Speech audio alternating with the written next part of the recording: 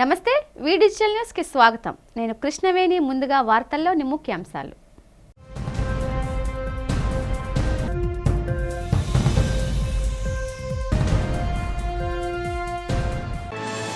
గుంతకల్లు బేతపల్లి గ్రామంలో 22,000 కోట్లతో నిర్మించనున్న hybrid integrated power ప్రాజెక్టుకు భూమి పూజ చేసిన రాష్ట్ర మంత్రి నారా లోకేష్.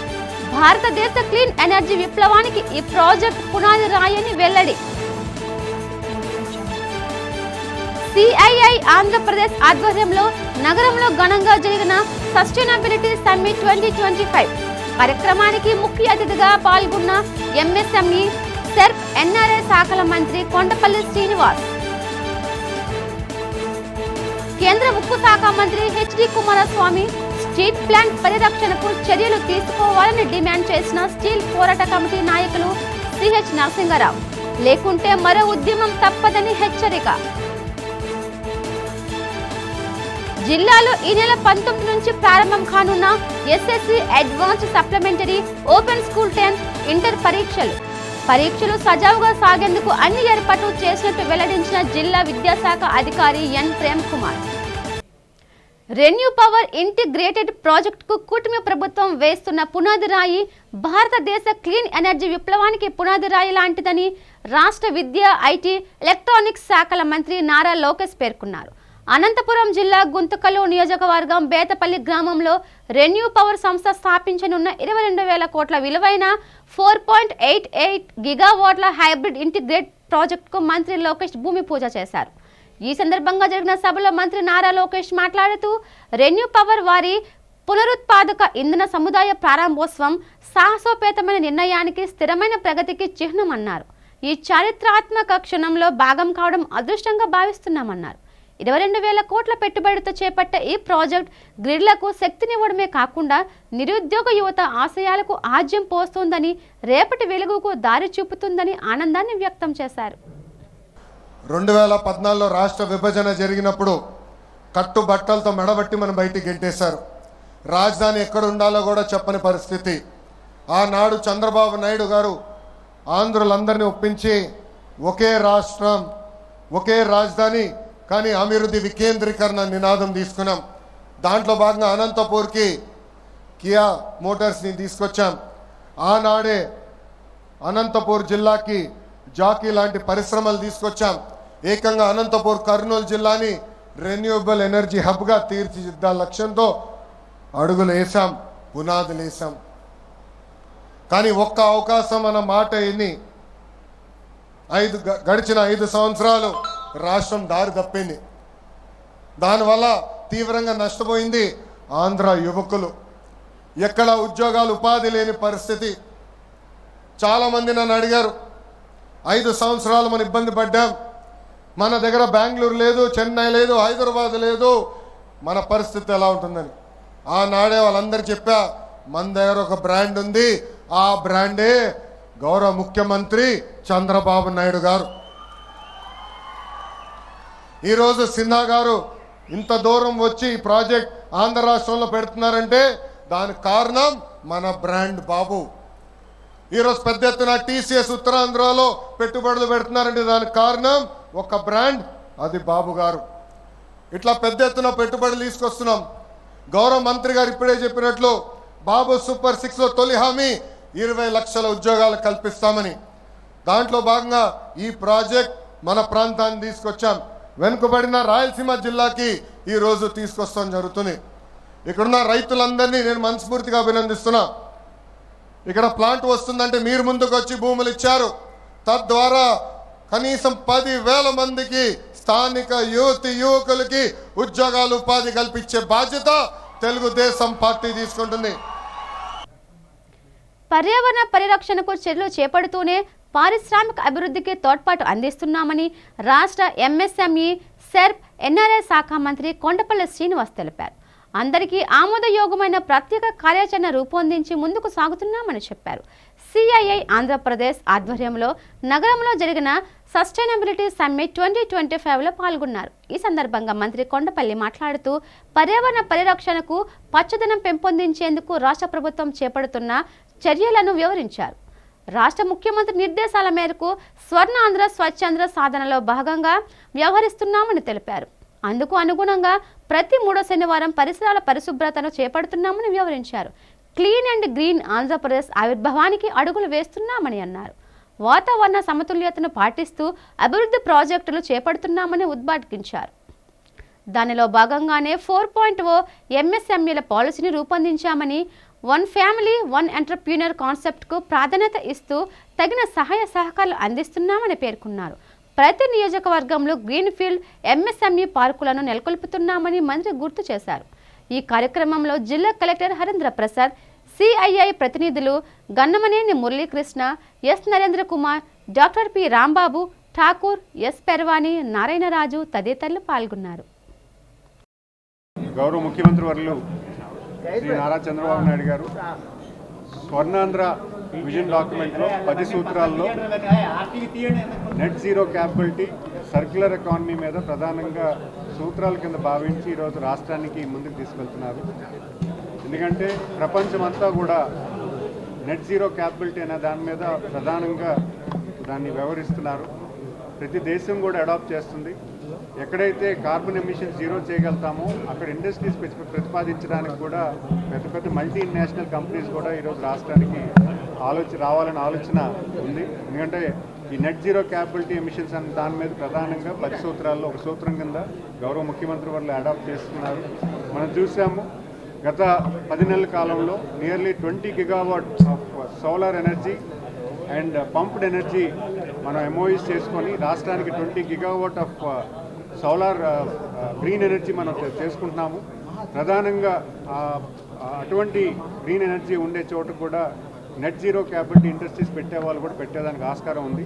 ఈరోజు ఈ సమ్మిట్ ప్రధానంగా ఇండస్ట్రీ పార్ట్నర్స్ అందరూ కూడా సస్టైనబుల్ మోడల్ ఎలా చేసుకుంటే బాగుంటుంది, గ్రీన్ ఎనర్జీ అనేది ఎలా అడాప్ట్ చేసుకోవాలి, దాంట్లో గవర్నమెంట్ ఇచ్చే ఫెసిలిటీస్ ఏంటి, గవర్నమెంట్ కూడా పవర్ ఆడిట్ మీద వాటర్ ఆడిట్ మీద సబ్సిడీస్ ఇస్తుంది.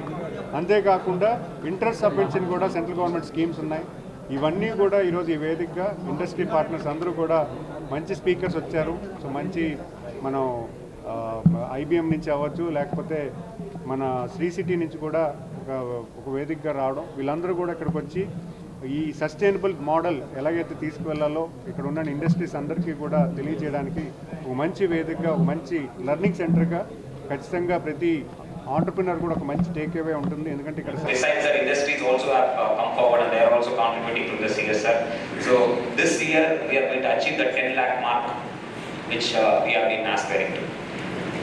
On one side we are looking at the green cover which is currently at 28%. With such initiatives we will move to that 33% which we are targeting over the next 5-year period. Not just the green cover, we are also looking at water conservation. So for water conservation we have tied up with Dawn Foundation and we have taken water bodies through a program known as Cascade program, which is piloted by VMRDA. Through the Cascade program, we are establishing this cascade of tanks which were lost over a period of time because of encroachments and other various factors. So we are restoring these tanks and ensuring that the catchment area is protected and the water is saved in those lakes. And even if the tanks fill, the water, surplus water is released to the next tank in the chain of tanks. So కేంద్ర ఉక్కు శాఖ మంత్రి HD Kumaraswamy Visakha steel plant పరిరక్షణకు చర్యలు తీసుకోవాలని demand చేస్తూ Visakha steel పోరాట committee నాయకులు లేఖ రాశారు. కమిటీ నాయకులు CS Narasingarao, RKSV Kumar, KM Srinivas, ఏవి నాగేశ్వరరావు స్టీల్ ప్లాంట్ కార్మికుల సమస్యను పరిష్కరించాలని డిమాండ్ చేశారు.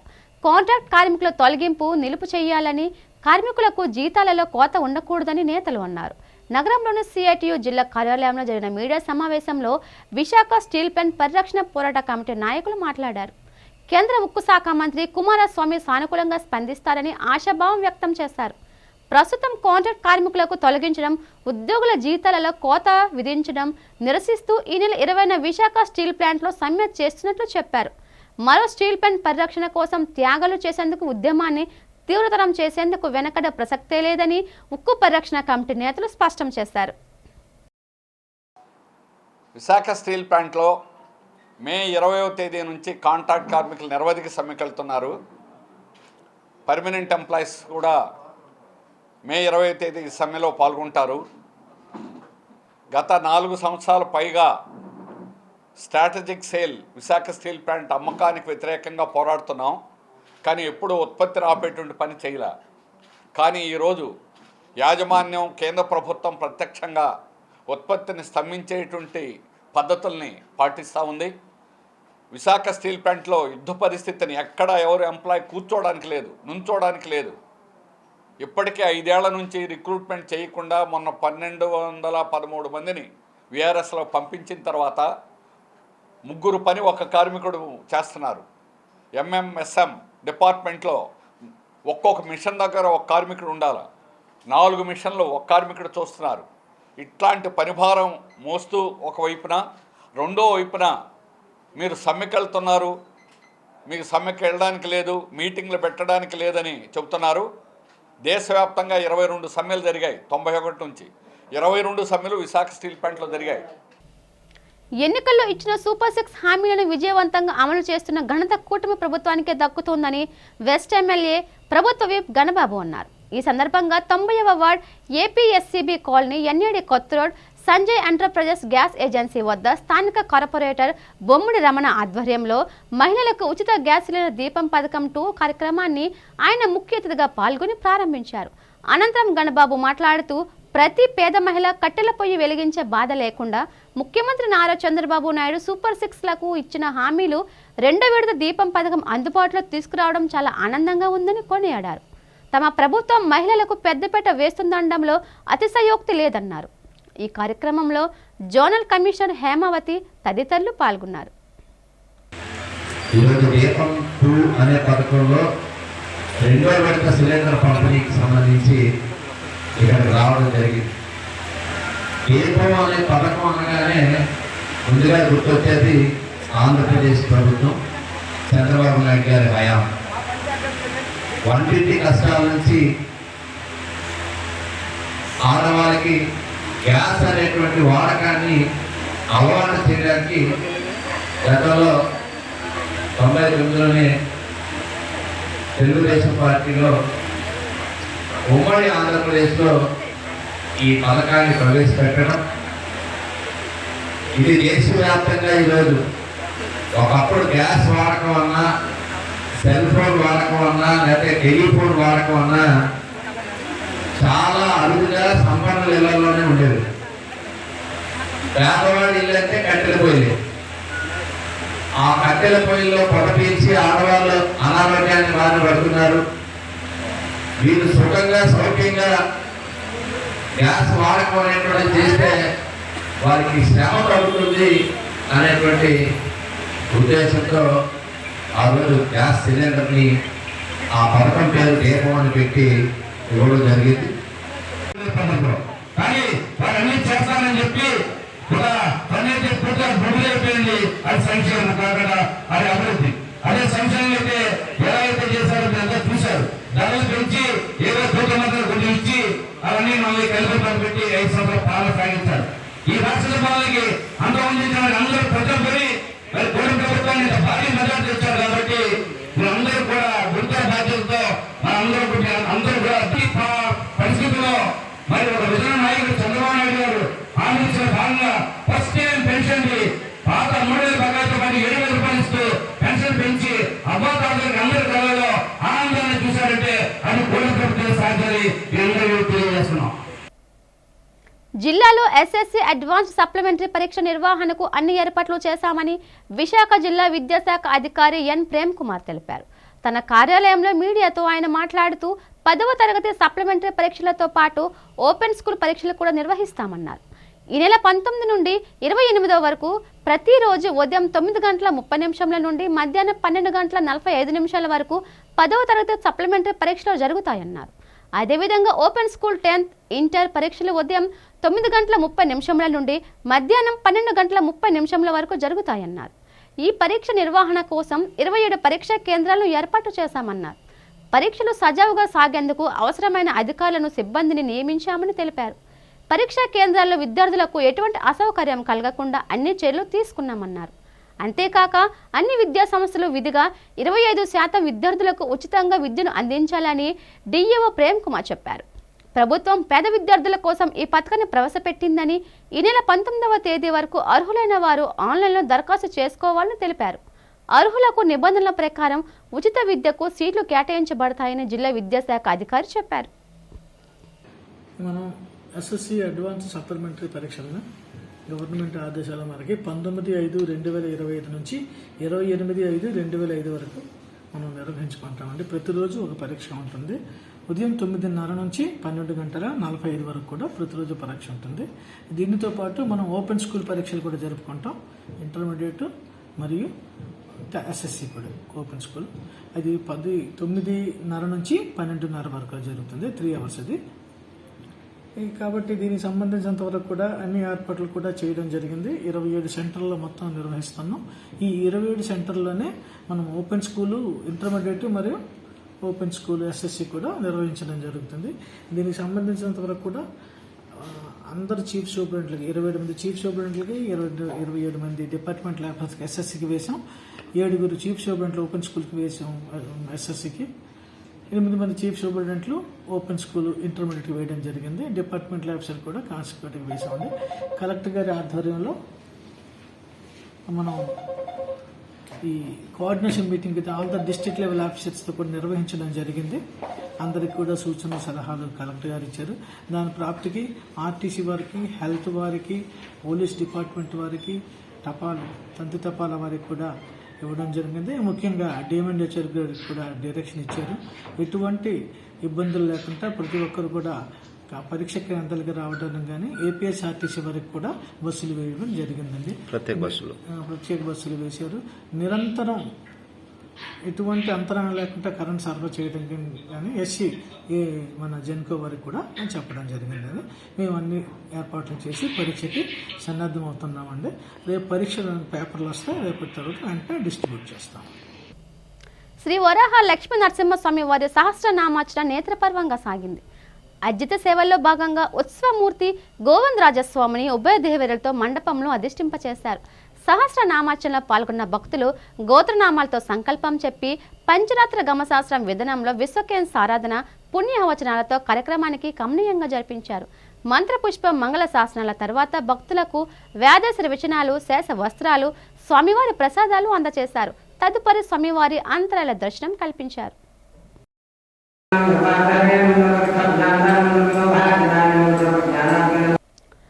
విశాఖ స్టీల్ ప్లాంట్లో మే 20వ తారీఖు జరిగే సమ్మెను జయప్రదం చేయమని స్టీల్ అఖిలపక్ష కార్మిక సంఘాలు కార్మికులకు పిలుపునిచ్చాయి.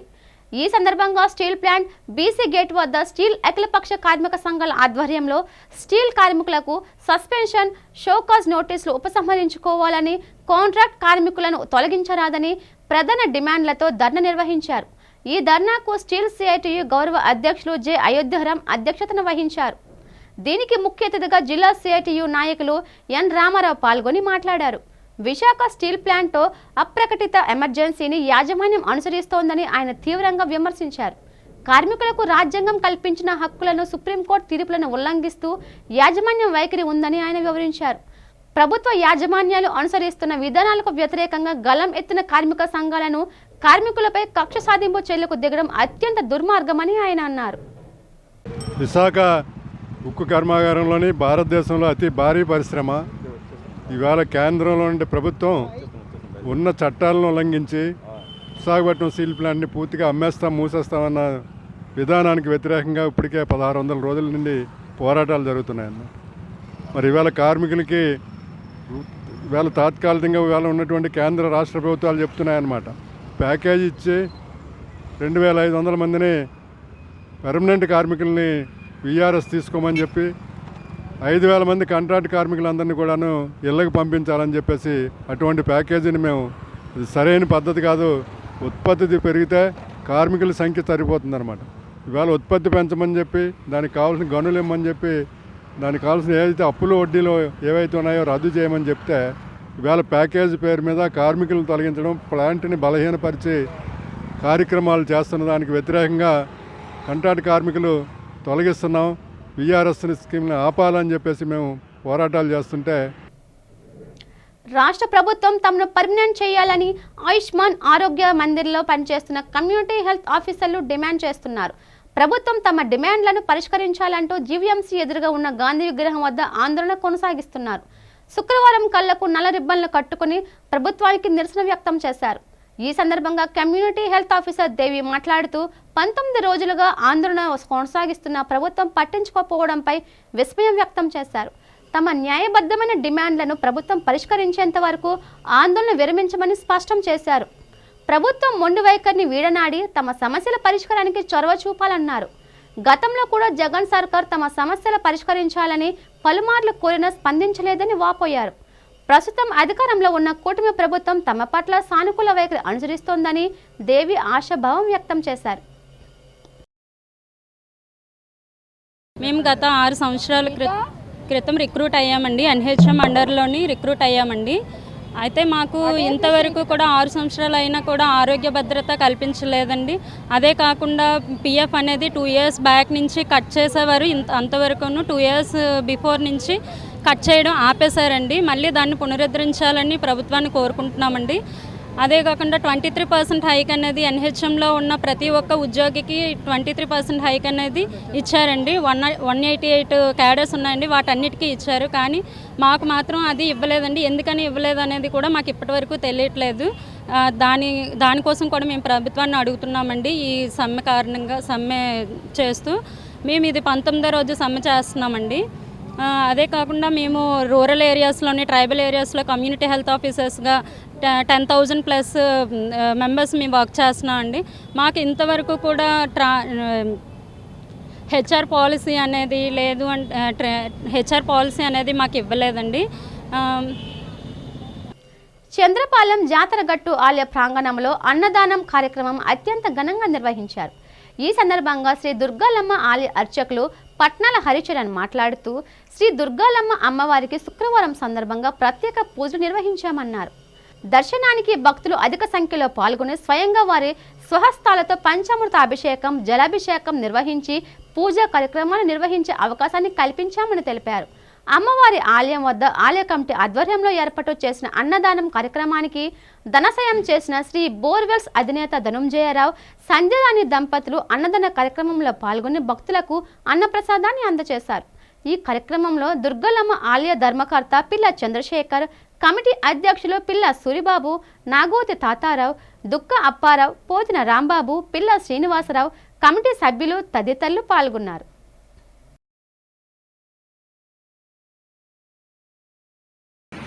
చంద్రంపాలెం జాతరగట్టు శ్రీ దుర్గాలమ్మ అమ్మవారి ఆలయంలో ఈ శుక్రవారం సందర్భంగా శ్రీ బోర్వెల్స్ అధినేత మధురవాడ ప్రాంతానికి చెందిన వ్యక్తి ధనంజయ గారు ఈరోజు అన్నదాన కార్యక్రమాన్ని ఏర్పాటు చేస్తున్నారు.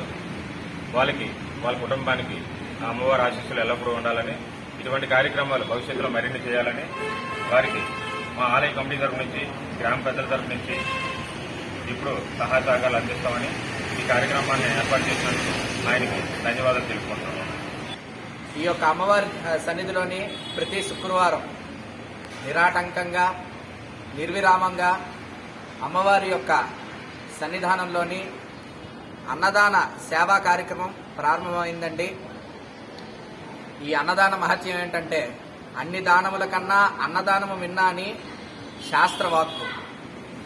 ఏ మనిషి అయినా సరే పురోగతి సంపాదించాలన్నా, ఏ మనిషి అయినా విజ్ఞానాన్ని, జ్ఞానాన్ని సంపాదించాలన్నా ప్రప్రమాదంగా శరీరానికి శక్తి అవసరం. అలాంటి శరీరానికి శక్తినిచ్చే అన్నాన్ని దానం చేయడం మహా అద్భుతమైన విషయం. అది అన్ని దానాల్లో అత్యంత శ్రేష్టమైనది, పవిత్రమైనది. అలాంటి అన్నదానాన్ని ఈరోజు ఈ యొక్క అమ్మవారి సన్నిధిలోని మన ధనుంజయ్ గారు, జలదాత, అన్నదాత అయినటువంటి ధనుంజయ్ గారు ప్రారంభం చేశారండి. అలాగే ఈ యొక్క ఆలయ కమిటీ సభ్యులు మంతుల వారీగా ప్రతి వారం అన్నదానం ఏర్పాటు చేయడానికి పూనుకున్నారు. భక్తులు 50 మంది దీనిని గమనించి ప్రతి వారం వచ్చి అమ్మవారి యొక్క అన్నదానాన్ని స్వీకరించి, అన్న ప్రసాదాన్ని స్వీకరించి ధరించవలసిందిగా మా ప్రార్థన. ఉత్తరాంధ్ర ఆరాధ్య దైవం, ప్రముఖ పుణ్యక్షేత్రంగా విరాజిల్లుతున్న సింహాచలం శ్రీ వరాహ లక్ష్మీ నరసింహస్వామి వారి నిత్య కళ్యాణం అత్యంత వైభవంగా జరిగింది. అర్జిత సేవల్లో భాగంగా అర్చక స్వాములు ఉత్సవమూర్తిని గోవిందరాజస్వామిని ఉభయ దేవరులతో మండపంలో అధిష్ఠింపచేశారు. నిత్య కళ్యాణంలో పాల్గొన్న భక్తులు గోత్రనామాలతో సంకల్పం చెప్పి పంచరాత్ర గమశాస్త్రం విధానంలో విశ్వకేంద్ర ఆరాధన పుణ్యహవచనాలతో కార్యక్రమానికి శ్రీకారం చుట్టారు. కంకణ ధారణ, నూతన యజ్ఞోపవీత సమర్పణ, జీలకర్ర బెల్లం, మాంగళ్య ధారణ, తలంబ్రాల ప్రక్రియను కమనీయంగా జరిపించారు. మంత్రపుష్పం, మంగళ శాసనాల తర్వాత భక్తులకు వ్యాధశ్రీ విచనాలు, శేష వస్త్రాలు, స్వామివారి ప్రసాదాలు అందజేశారు.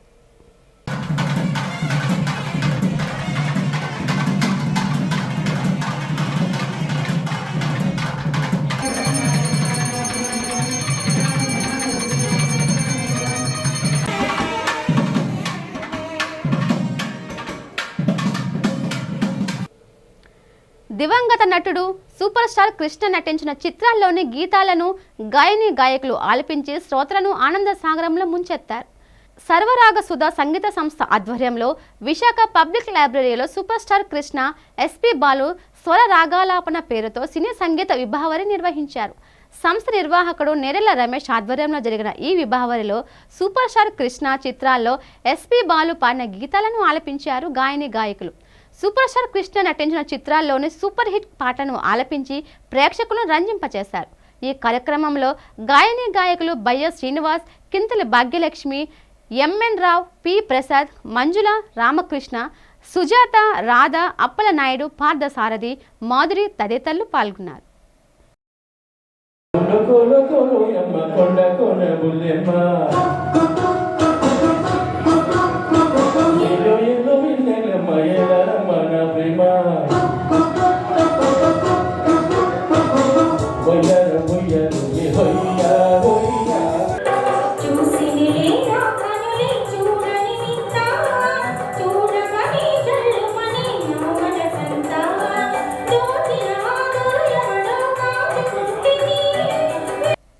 డెంగ్యూ నిర్మూలనకు ప్రతి ఒక్కరూ చిత్తశుద్ధితో కృషి చేయాలని మలేరియా విభాగం అసిస్టెంట్ డైరెక్టర్ కేవీఎస్ ప్రసాద్ పిలుపునిచ్చారు. పరిసరాలను పరిశుభ్రంగా ఉంచుకుంటూ దోమలు వృద్ధి చెందకుండా శ్రద్ధ చూపాలన్నారు. జాతీయ డెంగ్యూ దినోత్సవం సందర్భంగా మలేరియా విభాగం ఆధ్వర్యంలో జీవీఎంసీ గాంధీ విగ్రహం వద్ద అవగాహన ప్రదర్శన అనంతరం ర్యాలీ నిర్వహించారు. ఈ సందర్భంగా ప్రసాదరావు మాట్లాడుతూ దోమలను నివారిస్తే డెంగ్యూ, మలేరియా లాంటి వ్యాధులు రావన్నారు. వ్యక్తిగత పరిశుభ్రతతో పాటు పరిసరాలను ప్రతి ఒక్కరూ పరిశుభ్రంగా ఉంచుకోవాలని సూచించారు. లేడీస్ దోమలు కుట్టడం వల్ల డెంగ్యూ జ్వరాలు వస్తాయన్నారు. జిల్లా మలేరియా అధికారి తులసి మాట్లాడుతూ దోమల నివారణకు తమ వంతు కృషి చేస్తున్నామన్నారు. ఈ కార్యక్రమంలో పలువురు వైద్య సిబ్బంది, స్వచ్ఛంద సేవా సంస్థ ప్రతినిధులు పాల్గొన్నారు. మే 16 జాతీయ డెంగ్యూ దినోత్సవం సందర్భంగా భారీ ర్యాలీ నిర్వహించబడుతుంది. ఈ ర్యాలీ యొక్క ముఖ్య ఉద్దేశం ఏంటంటే ప్రజల్లో డెంగ్యూ వ్యాధి గురించి అవగాహన కల్పించడమే ర్యాలీ యొక్క ముఖ్య ఉద్దేశం. రాష్ట్ర వ్యాప్తంగా ఈరోజు జాతీయ డెంగ్యూ దినోత్సవంగా ప్రభుత్వం ప్రకటించింది. 26 జిల్లాల్లో కూడా ఈరోజు ర్యాలీ జరుగుతుంది. అందులో భాగంగా మనకి వైజాగ్లోనూ ఈ ర్యాలీ నిర్వహించడం జరుగుతుంది. సదరు ర్యాలీకి మన గౌరవ జోనల్ ఆఫీసు అసిస్టెంట్ డైరెక్టర్ గారు హాజరయ్యారు. అలాగే గౌరవ డిస్ట్రిక్ట్ మలేరియా ఆఫీసర్ గారు ఈ ర్యాలీని ప్రోత్సహించడానికి, ర్యాలీలో పాల్గొనడానికి వచ్చారు. కష్టజీవుల సమస్యల పరిష్కారం కోసం నిరంతరం కృషి చేసిన గుండాల అప్పలరాజు ఆశయ సాధన కోసం ముందుకు సాగాలని సిపిఎం రాష్ట్ర కార్యదర్శి వి శ్రీనివాసరావు పిలుపునిచ్చారు. మే 6న గుండెపోటుతో అకాల మరణం పొందిన జి అప్పలరాజు సంస్మరణ సభ గురువారం సాయంత్రం పెందుర్తి కార్మిక నగర్లోని జోన్ కార్యదర్శి బి జగన్ అధ్యక్షతన జరిగింది. సభలో ముందుగా అప్పలరాజు చిత్రపటానికి పూలమాల వేసి నివాళి అర్పించారు. ఈ సందర్భంగా ముఖ్య వక్తగా పాల్గొన్న శ్రీనివాస్ మాట్లాడుతూ అప్పలరాజు పెందుర్తి ప్రాంతంలో పేదల సమస్యలను అధ్యయనం చేసి ఇల్లు లేని పేదలకు ఇల్లు ఇవ్వాలని ప్రభుత్వాలతో పోరాడి స్పందించకపోతే ఈ ప్రాంతంలో పేదలను కదిలించి సిపిఎం నాయకత్వంలో ఎర్ర జెండాలు పాతించి అనేక మందికి ఇల్లు ఇప్పించిన ఘనత ఆయనకే దక్కుతుందన్నారు. కార్మిక నగరు ఇతర పేద కాలనీల్లో, మధ్యతరగతి ప్రజలు, పేద ప్రజలు నివసించే కాలనీల్లో ఇక్కడ ప్రజలకు ఇళ్ల కోసం, ఇళ్ల పట్టాల కోసం, ఇంటి మీద అందరికీ ప్రతి ఒక్కరికి వసతి కల్పించాలనేటువంటి దీంతో చాలా కాలంగా దీర్ఘకాల పోరాటాలు నడిపి ప్రజల యొక్క అభిమానం చూరగొన్నటువంటి అప్పలరాజు గారు అకస్మాత్తుగా మరణించారు. వారి మృతికి సిపిఎం రాష్ట్ర కమిటీ తరఫున నేను నివాళులు అర్పిస్తున్నాను. ఈ రకంగా ప్రజల మధ్య ఉంటూ ప్రజల తలలో నాలుకలాగా వారి అభిమానాన్ని చూరుకునేటువంటి అతి కొద్ది మంది నాయకుల్లో ఆయన ఒకరు. స్థానికంగా ప్రతి ఒక్కళ్ళకి తెలిసినటువంటి వారు. వార్తలు ముగించే ముందు ముఖ్యాంశాలు మరోసారి.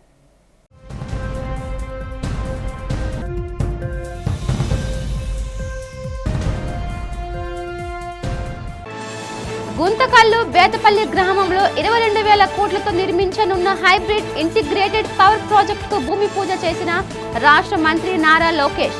భారతదేశ క్లీన్ ఎనర్జీ విప్లవానికి ఈ ప్రాజెక్టు పునాది రాయని వెల్లడి. సిఐఐ ఆంధ్రప్రదేశ్ ఆధ్వర్యంలో నగరంలో ఘనంగా జరిగిన సస్టైనబిలిటీ సమ్మిట్ 2025 కార్యక్రమానికి ముఖ్య అతిథిగా పాల్గొన్న ఎంఎస్ఎంఈ సెర్ప్ ఎన్ఆర్ఐ శాఖల మంత్రి కొండపల్లి శ్రీనివాస్. కేంద్ర ఉక్కు శాఖ మంత్రి హెచ్డి కుమారస్వామి స్టీల్ ప్లాంట్ పరిరక్షణకు చర్యలు తీసుకోవాలని డిమాండ్ చేసిన స్టీల్ పోరాట కమిటీ నాయకులు సిహెచ్ నరసింగరావు. లేకుంటే మరో ఉద్యమం తప్పదని హెచ్చరిక. జిల్లాలో ఈ నెల 19 నుంచి ప్రారంభం కానున్న SSC advance supplementary open school 10 inter పరీక్షలు సజావుగా సాగేందుకు అన్ని ఏర్పాట్లు చేసినట్టు వెల్లడించిన జిల్లా విద్యాశాఖ అధికారి ఎన్ ప్రేమ్ కుమార్. ఈ వార్తలు ఇంతటితో సమాప్తం. చూస్తూనండి వి డిజిటల్ న్యూస్. నమస్తే.